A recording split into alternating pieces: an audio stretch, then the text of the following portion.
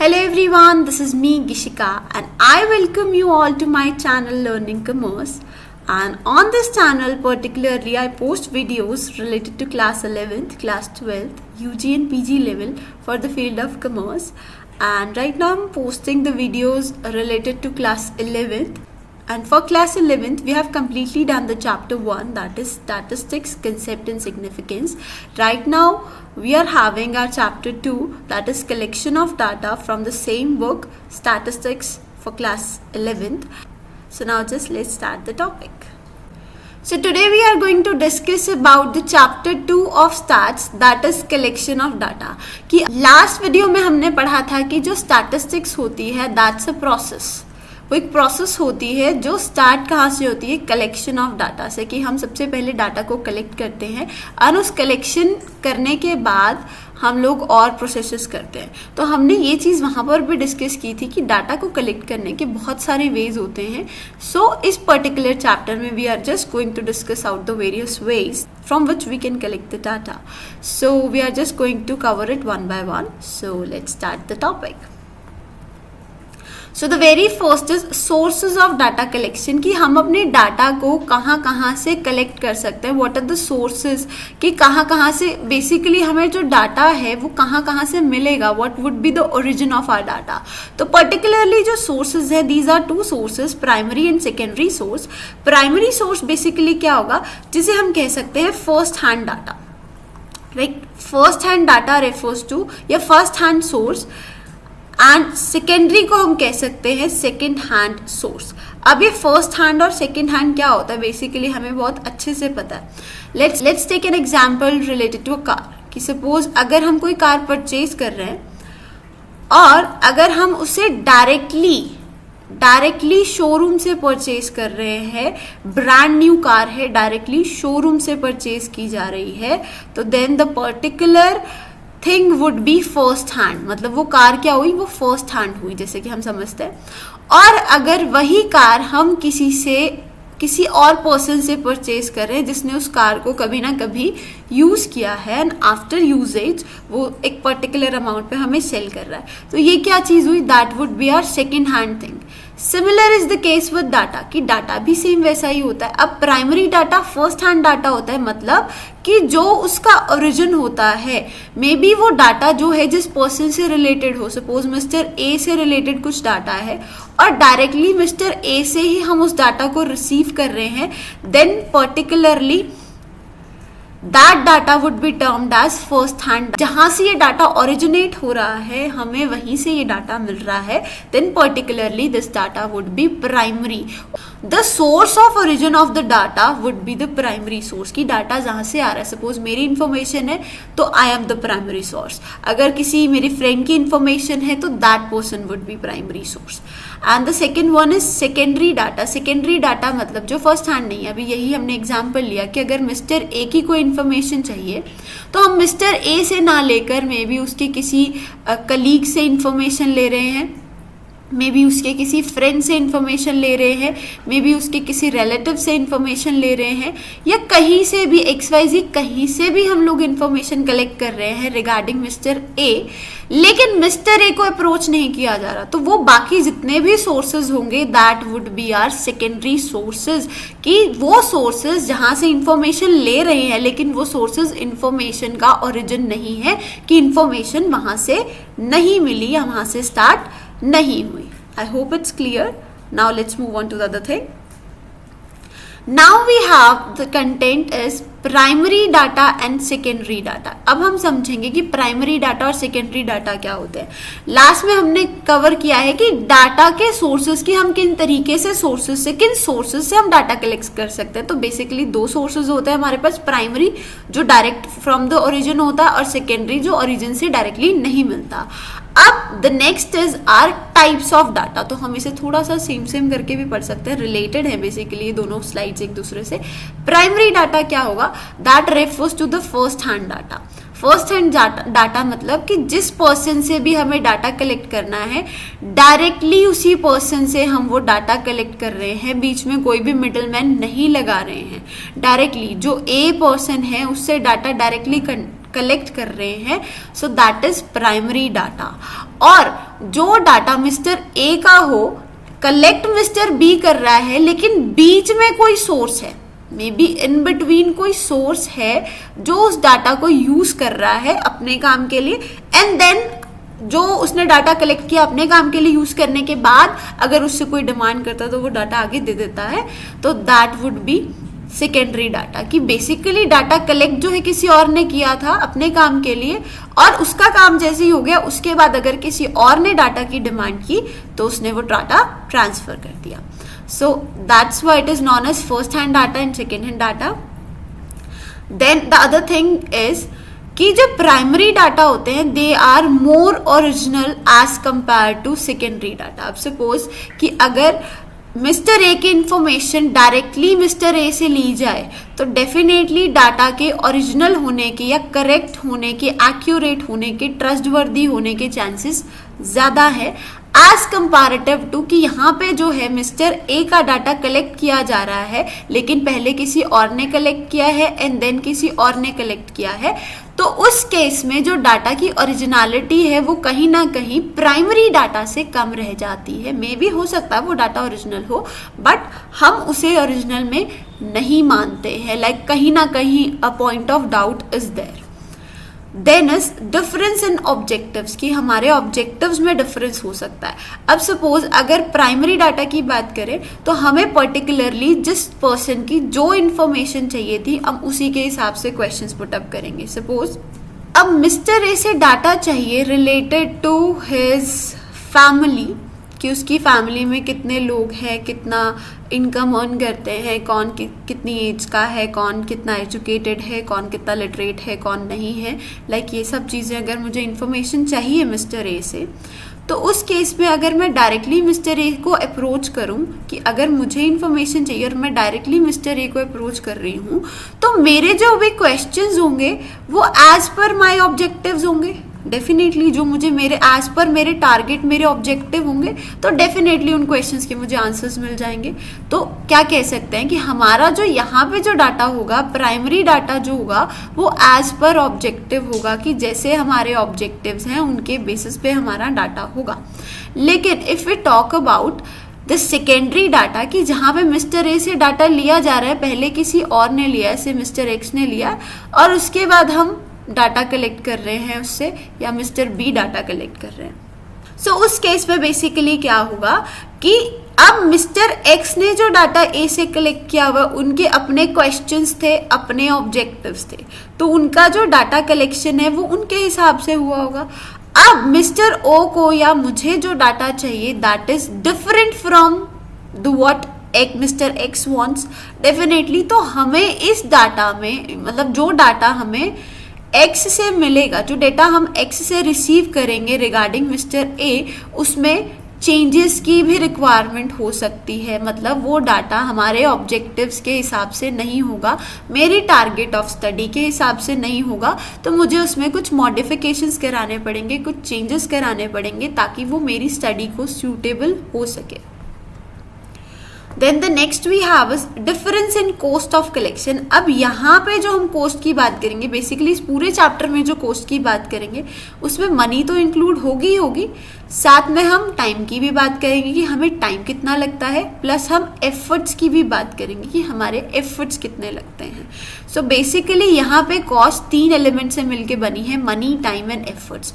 तो हमें डाटा को कलेक्ट करने के लिए कितनी कॉस्ट लगी, कितना टाइम लगा, कितने एफर्ट्स लगे, कितना पैसा लगा।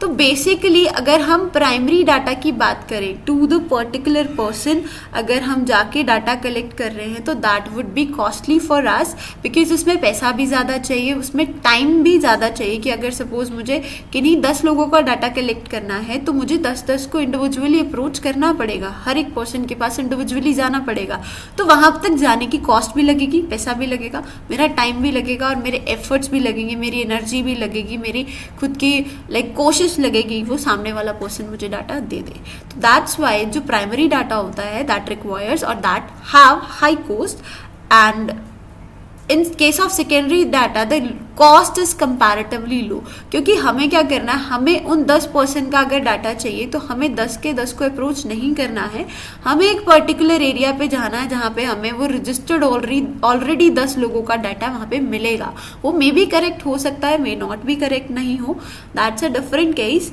बट हाँ ओरिजिनलिटी कम होती है उस पर्टिकुलर डाटा की, लेकिन हमें जो है कॉस्ट कम पड़ती है, हमें कम एनर्जी लगानी पड़ती है, हमें कम टाइम देना पड़ता है, हमें कम पैसा लगाना पड़ता है। Then we have as example, तो प्राइमरी डाटा का क्या एग्जाम्पल होगा, अगर मुझे अपने क्लास के स्टूडेंट्स की इन्फॉर्मेशन चाहिए तो मैं particularly each and every student को अप्रोच करने वाली हूँ, that's the case of primary data. वहाँ से जो डाटा मिलेगा that would be first hand, directly student to teacher मिलेगा फर्स्ट हैंड डाटा। लेकिन अगर मुझे उन्हीं पर्टिकुलर स्टूडेंट्स का डाटा चाहिए और मैं वहाँ के किसी अकाउंट्स ऑफिस या एडमिनिस्ट्रेटिव ब्लॉक से डाटा अरेंज करती हूँ तो that would be our secondary data. And particularly हम यहाँ पे अगर एग्जाम्पल पढ़ें तो डाटा जो भी रेलवे बोर्ड पब्लिश करता है अबाउट इंडियन रेलवेज, पब्लिश किया हुआ डाटा होगा बेसिकली सेकेंडरी डाटा, की जो रेलवे बोर्ड है उन्होंने अपने लिए डाटा कलेक्ट किया था। अब मुझे वहाँ की कोई रिसर्च करनी है कि क्या सिनारियो है रेलवेज का और मैं वहाँ से डाटा मंगवाती हूँ तो that would be my secondary data, because already जो बोर्ड है उसने वो डाटा पब्लिश किया हुआ है क्योंकि उन्होंने खुद वो डाटा यूज़ किया था। I hope it's clear now. So right now we are having the modes of data collection, कि how many ways और in what ways we can collect the data, कि कौन कौन से तरीके हैं जिनसे हम डाटा कलेक्ट कर सकते हैं। So basically personal interviews में भी हम person to person meet up करके, contact establish करके, interviews करके contact establish करेंगे, तब हम जाके डाटा कलेक्ट करेंगे, that's the case।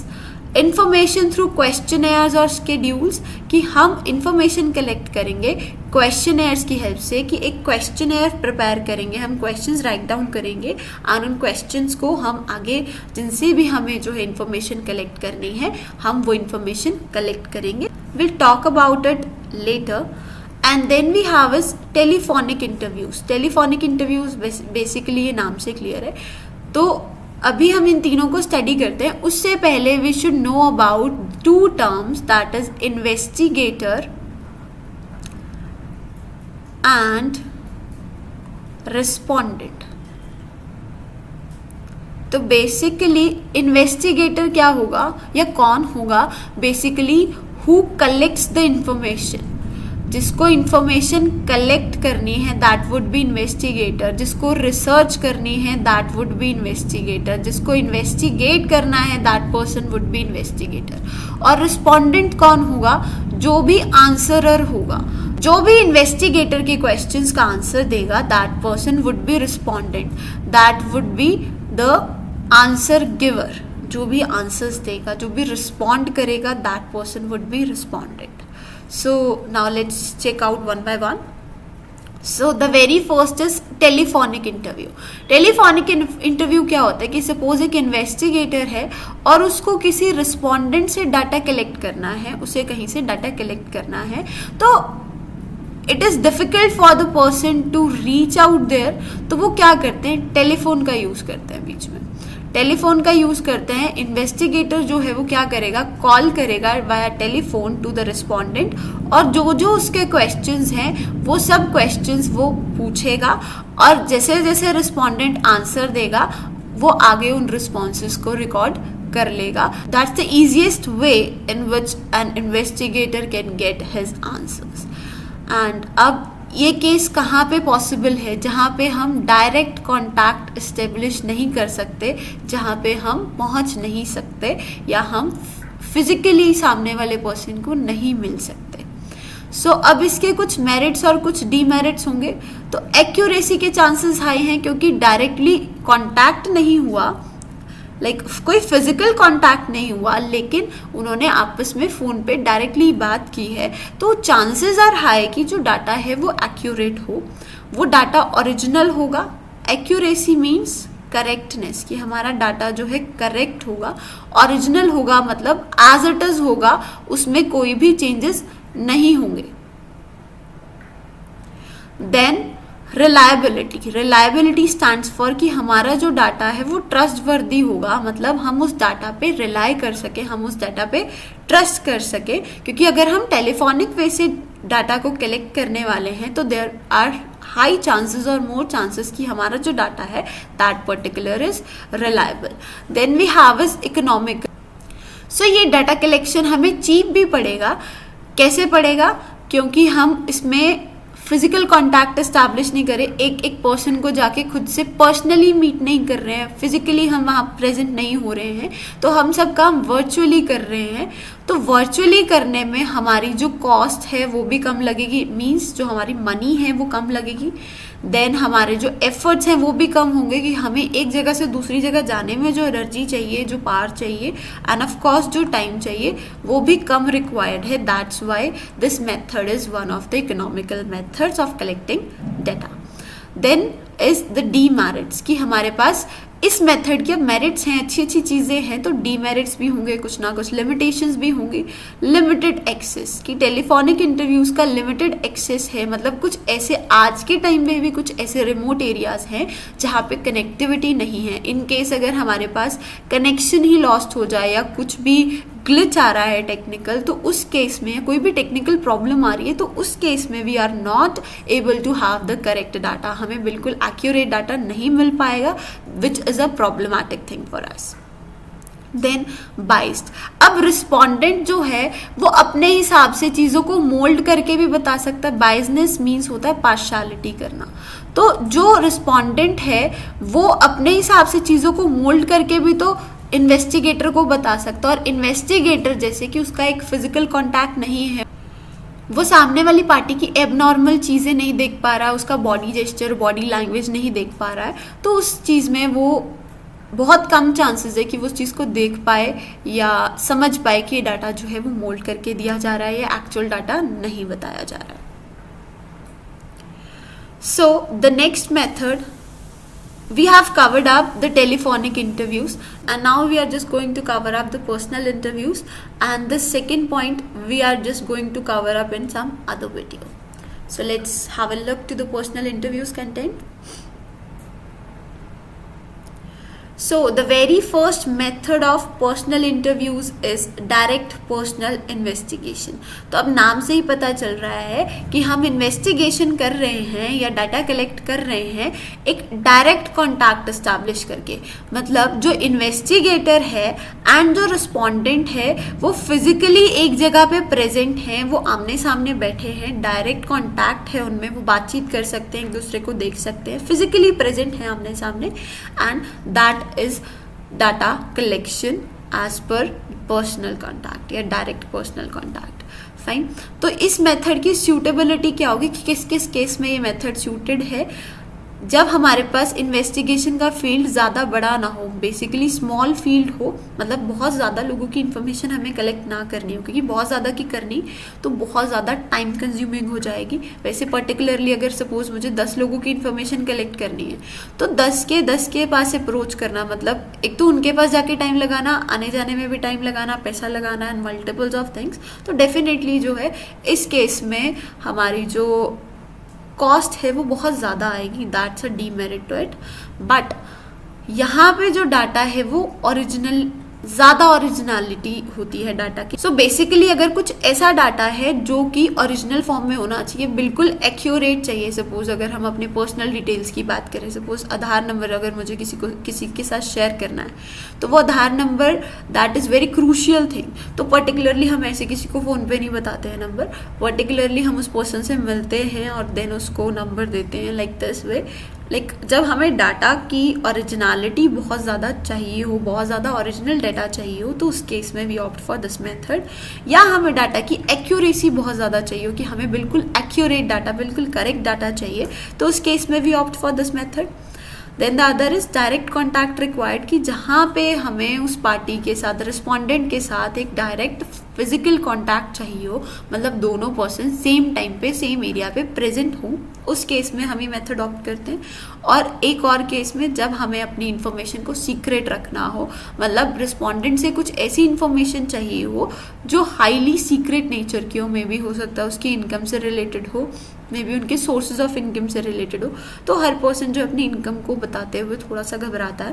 That's why जो भी अटमोस्ट सीक्रेट वाली इन्फॉर्मेशन होती हैं वो बेसिकली इसी मेथड से कलेक्ट की जानी चाहिए। Then what are the merits? Merits basically the plus points of the method and demerits basically the negative points of the method. तो सबसे पहले हमारे डाटा जो है ओरिजिनल मिलता है हमें, that's a demerit, that's a plus point. Correct मिलता है डाटा, रिलायबल होता है, ट्रस्टवर्दी होता है, रिलेटेड इन्फॉर्मेशन होती है कि हम उसके आसपास की इन्फॉर्मेशन भी जान सकते हैं, रिलेटेड इन्फॉर्मेशन भी गैदर कर सकते हैं। कि सपोज अगर मुझे किसी फैमिली इनकम के बारे में कुछ कलेक्ट करना था तो मैं पर्टिकुलरली आगे भी इन्फॉर्मेशन जान सकती हूँ कि जी हाँ, आपका हेड ऑफ द फैमिली कितना कमाता है, आपके जो घर में फीमेल मेम्बर्स हैं वो कितना कमाते हैं, जो आपके घर में बच्चे हैं like 18 to 25 years of age है वो कितना कमाते हैं, लाइक मल्टीपल्स ऑफ थिंग्स, मैं रिलेटेड इन्फॉर्मेशन कलेक्ट कर सकती हूँ। Then is elastic. Elastic means, अब इलास्टिक को अगर समझें, इलास्टिक वो चीज़ होगी जो स्ट्रेच की जा सके, लाइक, है ना, इलास्टिक वो चीज़ होगी दैट कैन बी स्ट्रेच्ड। तो बेसिकली जो हमारे क्वेश्चंस हैं हम उन्हें with the help of direct contact stretch कर सकते हैं। कि सपोज अगर मुझे किसी से सिर्फ 5 क्वेश्चंस कंफर्म करने थे, पूछने थे, लेकिन अगर मुझे ऑन द स्पॉट एक डायरेक्ट कॉन्टैक्ट एस्टैब्लिश हुआ है तो मैं डेफिनेटली उस पर्सन से अपने माइंड में आए हुए 1 या 2 जो भी क्वेश्चंस हैं उनको पूछ सकती हूँ। So that's a biggest merit of it. Then the demerits, difficult to cover wide areas, क्योंकि बहुत बड़े बड़े एरियाज में, like areas in the sense जगह ही नहीं, यहाँ पे एरियाज का मतलब है द फील्ड ऑफ इन्वेस्टिगेशन। कि मुझे अगर सिर्फ 10 लोगों के लिए डाटा कलेक्ट करना है तो इट वुड बी फाइन, लेकिन वही अगर मैं कहूँ कि मुझे 1000 लोगों का डाटा कलेक्ट करना है बाय डायरेक्ट पर्सनल इन्वेस्टिगेशन तो definitely it is quite difficult, बहुत ज़्यादा डिफिकल्ट हो जाएगा। इट इज़ ऑलमोस्ट इम्पॉसिबल कि हम एक एक पर्सन के पास जाके डाटा कलेक्ट करें, तो that would be difficult. And another demerit is personal बाइस, कि यहाँ पे पर्सनल बाइस हो सकती है। रिस्पोंडेंट जो है मे बी वो अनविलिंग हो अपनी एक्यूरेट इन्फॉर्मेशन देने के लिए, तो वो अपनी इन्फॉर्मेशन को मोल्ड करके भी बता सकता है, अपनी इन्फॉर्मेशन चेंज भी कर सकता है, अपने हिसाब से इन्फॉर्मेशन को मॉडिफाई भी कर सकता है। देन इज कॉस्टली, कि हमारा जो डेटा है वो कॉस्टली कलेक्ट होगा। जो डायरेक्ट पर्सनल इन्वेस्टिगेशन है, मतलब डायरेक्ट कॉन्टैक्ट बिठाना, इट इज़ क्वाइट कॉस्टली, क्योंकि हमें यहाँ पे टाइम भी बहुत ज़्यादा लगेगा, हमारे एफर्ट्स भी बहुत ज़्यादा लगेंगे और हमारी मनी भी बहुत ज़्यादा लगेगी।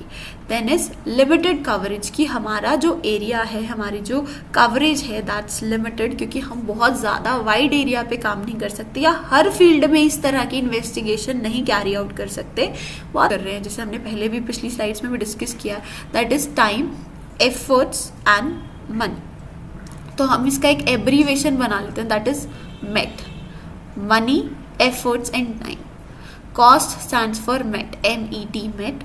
तो हम इसे इस तरीके से एक्रोनिम बना के भी लर्न कर सकते हैं कि कॉस्ट में MET हुआ money, efforts and time. So now moving on to the next thing, then we have is indirect oral investigation. अब यहाँ पे टर्म नाम से क्लियर हो रहा है बेसिकली कि किस तरह का इन्वेस्टिगेशन होगा। ओरल तो बेसिकली रिटन कुछ नहीं होगा, कि 2 पर्सन होंगे वो आपस में चीज़ें डिस्कस करेंगे और डाटा कलेक्ट हो जाएगा। अब यहाँ पे है इनडायरेक्ट। अब हमने बोला कि ओरल तो है, मतलब 2 person on the spot present तो होंगे, लेकिन इनडायरेक्ट इन्वेस्टिगेशन है, मतलब वो पर्सन प्रेजेंट नहीं होगा जिसका डाटा कलेक्ट करना है। सपोज कि अगर मिस्टर ए का डाटा कलेक्ट करना है इन्वेस्टिगेटर ने, फाइन, वो डायरेक्टली मिस्टर ए के पास नहीं जाता, मिस्टर ए के किसी फ्रेंड के पास, किसी कलीग के पास या किसी फैमिली मेंबर के पास जाता है, that is mister respondent, that is mister respondent. तो पर्टिकुलरली अब ये मिस्टर रिस्पोंडेंट जो होंगे इसे हम विटनेस के नाम से भी जानेंगे, उसे हम विटनेस भी बोलेंगे। तो पर्टिकुलरली क्या होगा कि एक ऐसा मेथड जिसमें डाटा कलेक्ट किया जा रहा है ऑफ अ पर्सन, लेकिन उस पर्सन से नहीं, उसके किसी क्लोज्ड वन से डाटा कलेक्ट किया जा रहा है, जिसे हम विटनेस बोलते हैं, जिसे हम विटनेस के नाम से जानते हैं। बेसिकली कोर्ट में भी ऐसा होता है, लॉ की लाइन में भी, कोर्ट में भी ऐसा होता है। विटनेस क्या होता है कि जिसने एक्चुअल में वो चीज़ देखी है या वो पर्सन उस पर्टिकुलर चीज़ के बारे में जानता, तो हम उससे इंफॉर्मेशन लेते हैं, उसी को विटनेस बोलते हैं। तो यहाँ पे भी विटनेस वही पर्सन होगा जिसके पास चांसेस हैं कि उस मिस्टर ए की सारी इन्फॉर्मेशन होगी। मे बी उसके क्लोज्ड वंस ही होंगे, मे बी उसकी फैमिली मेम्बर हो सकते हैं, उसके कलीग्स हो सकते हैं, उसके फ्रेंड्स हो सकते हैं, उसकी फर्दर रिलेटिव्स हो सकते हैं, कुछ भी हो सकता है, लेकिन उसके पास इंफॉर्मेशन होनी चाहिए। सो इनडायरेक्ट ओरल इन्वेस्टिगेशन क्या होगी कि जिसकी इंफॉर्मेशन चाहिए, मतलब उससे डायरेक्ट कॉन्टैक्ट इस्टेब्लिश ना होके उसके किसी क्लोज्ड वन से जिसके पास उसकी इंफॉर्मेशन हो, उससे डेटा कलेक्ट किया जाए। और जिससे हम डेटा कलेक्ट करेंगे उसे रिस्पॉन्डेंट भी बोलेंगे और वो विटनेस का भी काम करेगा। तो what are the suitability of this method, कि जब हमारा इन्वेस्टिगेशन का फील्ड लार्ज हो, बहुत लंबे लेवल पे, बहुत बड़े लेवल पे हमें क्लासिफिकेशन या इन्वेस्टिगेशन करनी हो, बहुत बड़े लेवल पे हमें जब इन्वेस्टिगेशन करनी हो, उस केस में अब ऐसा भी पॉसिबल हो कि ये मिस्टर ए बहुत बिजी पर्सन हो, या वो यहाँ रहते ही ना हो, आसपास रहते ही ना हो, या कभी कभी मिलते हो, तो मतलब पॉसिबिलिटी ना हो इस पर्सन से मिल पाने की, तभी हम ये मेथड ऑप्ट कर सकते हैं। देन रिस्पॉन्डेंट्स जो हैं वो इन्फॉर्मेशन देने के कैपेबल ना हो। कुछ ऐसे लोग भी हो सकते हैं, मे बी ये मिस्टर ए जो है वो अनएजुकेटेड हो या वो इलिटरेट हो, जिनको लाइक इतना भी अवेयरनेस नहीं हो कि वो अपनी इन्फॉर्मेशन दे सके। So that's why we can opt for any near and dear and we can have that information. और जब हमारी इन्वेस्टिगेशन जो है वो कॉम्प्लेक्स नेचर की हो, बहुत कॉम्प्लेक्सिटी वाली, मतलब हमारा ऑब्जेक्टिव ही कुछ ऐसा हो कि हम कॉमन पीपल को समझा ही नहीं सके, तो उस केस में हमारे पास जो भी उसकी फैमिली का एक एडुकेटेड और एक लिटरेट पर्सन हो, एक अवेयर्ड पर्सन हो, उससे इन्फॉर्मेशन कलेक्ट कर सकते हैं। उस केस में हम इन मेथड्स को ऑप्ट कर सकते हैं। अब इसके मेरिट्स क्या हैं? ज़्यादा बड़ी कवरेज है, ज़्यादा लोगों से इन्फॉर्मेशन कलेक्ट कर सकते हैं। सपोज मिस्टर रिस्पॉन्डेंट जो है मिस्टर ए के नेबर हो, तो वो आसपास के 5, 6, 7, 8 लोगों की और इन्फॉर्मेशन कलेक्ट की जा सकती है। दैट इज लेस एक्सपेंसिव, कम खर्चा है comparative to the direct one. Expert opinion, यहाँ पे हमें एक्सपर्ट ओपिनियन की ज़रूरत पड़ती है, क्योंकि हमें कौन सा रिस्पॉन्डेंट सिलेक्ट करना है ये भी एक बहुत बड़ा चैलेंज है। वो रिस्पॉन्डेंट भी कम्प्लीटली जो है वो नॉलेजेबल होना चाहिए इन्वेस्टिगेशन के बारे में भी और उस पार्टी के बारे में भी जिसके लिए हमें डेटा को कलेक्ट करना है। फ्री फ्रॉम बाइज, यहाँ पे बाइजनेस नहीं होगी कि अगर मान लो मिस्टर ए की कोई ऐसी चीज़ है, कोई हेल्थ इशू है, वो नहीं बताना चाहता, लेकिन अगर मिस्टर रिस्पॉन्डेंट को वो चीज़ पता तो वो बता देगा basically. And then is simple is like quite simple method है, हमें बहुत ज़्यादा कॉम्प्लेक्स चीज़ नहीं है कि पहले उसको अप्रोच करो फिर उसको अप्रोच करो, या सामने वाले को लाइक आपको मेकअप करना है उसके माइंड का, या मल्टीपल्स ऑफ थिंग्स। बहुत ही सिंपल मेथड है। देन इज डीमेरिट्स, तो हमारे पास इसके नुकसान क्या है? What are the demerits of it? Less accurate, chances बहुत कम है कि इन्फॉर्मेशन करेक्ट मिलेगी, मे भी मिल भी जाए और ना भी मिले, कि हमारे जो कंक्लूजन्स हैं वो भी डाउटफुल आ सकते हैं कि हमने पूरी इन्वेस्टिगेशन कर दी, लेकिन कंक्लूजन्स में एट द एंड हम सोच सकते हैं कि मे बी उस पर्सन ने हमें एक्यूरेट इन्फॉर्मेशन ना दी हो। Then the next one is business. अब यहाँ पे बाइजनेस हो सकती है इन्वेस्टिगेटर के बिहाफ पे भी, कि वो भी चीज़ों में मैनिपुलेशन कर सकता है। मे भी हो सकता है मिस्टर रिस्पॉन्डेंट ने तो उसे करेक्ट डाटा दिया, लेकिन अब इन्वेस्टिगेटर अपने हिसाब से चीज़ें चेंज करके अगर लिख दे, तो क्योंकि एक्चुअल चीज़ तो मिस्टर ए को ही पता, अब इन्वेस्टिगेटर क्या लिख रहा है कुछ नहीं कह सकते, तो उस केस में भी बाइजनेस के चांसेस होते हैं। I hope it's clear. Then we have is information from local sources और कॉरेस्पॉन्डेंट्स। अब अगर हम बात करें लोकल सोर्सेज की या कॉरेस्पॉन्डेंट्स की, तो बेसिकली ये क्या होंगे? लोकल सोर्सेज क्या होंगे? सपोज अगर मैं किसी एरिया में रहती हूँ, सपोज आई रिजाइड इन हरियाणा, और मुझे इंफॉर्मेशन कलेक्ट करनी है फॉर से पंजाब की, so it would be difficult for me to collect the information of Punjab because I reside in Haryana। तो मैं क्या करूँगी? अपने नोन में से या अपने सोर्सेज से पंजाब में कोई एक ऐसा पर्सन हायर करूँगी जो मेरे बिहाफ पे पंजाब के लोगों से डाटा कलेक्ट करके मुझे दे दे, लाइक दिस। तो लोकल सोर्सेज बेसिकली क्या होंगे कि वो सोर्सेज जो वहाँ जहाँ से हमें इंफॉर्मेशन कलेक्ट करनी है वहाँ रिसाइड करते हो, वहाँ रहते हो, तो that would B local sources. अब इस मेथड को हम कैसे सूटेबल बना सकते हैं? तरीके से हम डेटा को कलेक्ट कर सकते हैं कि इन्वेस्टिगेटर जो है वो क्या करे, रिस्पोंडेंट से वो डायरेक्टली नहीं मिल पाता, रिस्पोंडेंट कहीं और का है, तो वो क्या करता है, इन्वेस्टिगेटर जो है अपने बिहाफ पे कॉरेस्पॉन्डेंट्स को हायर करता है और वो कॉरेस्पॉन्डेंट्स को लाइक पैसे देता है, मनी देता है, और इन रिटर्न कॉरेस्पॉन्डेंट्स जो है उसे रिस्पोंडेंट से इंफॉर्मेशन कलेक्ट कर देते हैं। सो क्या सूटेबिलिटी होगी इस मेथड की जब इन्वेस्टिगेशन बहुत बड़े लेवल पे हो, बहुत लार्ज लेवल पे हो, या इन्फॉर्मेशन जो है वो जर्नलिस्ट या टीवी वालों ने यूज़ करी है। उनके लिए जो इन्फॉर्मेशन न्यूज़ चैनल्स पे देखते हैं वो इसी मेथड से कलेक्ट की जाती है। जब हमें एक्यूरेसी ज़्यादा चाहिए, अब यहाँ पे रिस्पोंडेंट के एरिया में क्या चल रहा है वो इन्वेस्टिगेटर तो अंदाज़ा नहीं लगा सकता, तो दैट्स वाई कॉरेस्पॉन्डेंट जो है वहीं का रहने वाला है, वहीं के आसपास का एरिया है, तो उसको वहाँ की इन्फॉर्मेशन जल्दी मिलेगी। दैट्स वाई यहाँ पे एक्यूरेसी, करेक्टनेस के चांसेस हाई होंगे। तो जब हमें एक्यूरेट इन्फॉर्मेशन चाहिए तो हम ये मेथड ऑप्ट कर सकते हैं। जब हमें कंटिन्यूटी में या रेगुलरिटी में रोज़ इन्फॉर्मेशन चाहिए तो उस केस के लिए भी ये बेस्ट मेथड है। इसके अलावा कोई और मेथड नहीं है for regular nature. Then the plus points of this method, economical है, सस्ता पड़ेगा, सिर्फ आपको जो है कॉरेस्पॉन्डेंट को पे करना है, उसके अलावा आपको पैसा नहीं देना है। वाइडर कवरेज है, आप ज़्यादा लोगों से इन्फॉर्मेशन कलेक्ट कर सकते हो। कंटिन्यूटी है, आप रोज़ इन्फॉर्मेशन कलेक्ट कर सकते हो। स्पेशल पर्पज़ के लिए सुटेबल है। सपोज अगर आपको डेटा किसी इंसिडेंट के बारे में कलेक्ट करना है तो उस केस में वहाँ के लोगों से ही आप अप्रोच करोगे और डेटा कलेक्ट करोगे। And what are the negative points now? Loss of originality की, डेटा जो है वो ओरिजिनल कम होने के चांसेस होते हैं। सपोज अब यहाँ क्या हुआ, रिस्पोंडेंट के एरिया में क्या हुआ, उसे कॉरेस्पॉन्डेंट ने क्या समझा और आगे इन्वेस्टिगेटर को क्या बताया, कुछ भी हो सकता है, कुछ भी चेंज हो सकता है। Then is lack of uniformity की, इन्फॉर्मेशन जो है वो कंसिस्टेंट या सेम जाने की बजाय वो डिफरेंशिएटेड होके जा सकती है, या जो है एक कंसिस्टेंट इन्फॉर्मेशन या यूनिफॉर्मिटी, सिमिलैरिटी ऑफ इन्फॉर्मेशन नहीं जा सकती। पर्सनल बाइज होने के चांसेस है, कॉरेस्पॉन्डेंट जो है वो अपने बिहाफ से चीज़ों में चेंज ला सकता है। लेस एक्यूरेट होने के चांसेस हैं क्योंकि एक एरिया में क्या हो रहा है, सामने वाला पर्सन उसे क्या समझ रहा है, that's a different thing. And delay in collection की, जो डाटा है वो डीले हो सकता है, डीलेड वे में कलेक्ट हो सकता है, लेट कलेक्ट हो सकता है। So that's the biggest demerit of it. So that's it from my side for today's topic. And I hope you understood it well. If you guys have any query, any doubt, you can let us know in the comment section below and we'll definitely try to respond your query as soon as possible. I'll be coming up with more such stuff. Till then, stay connected. Good luck.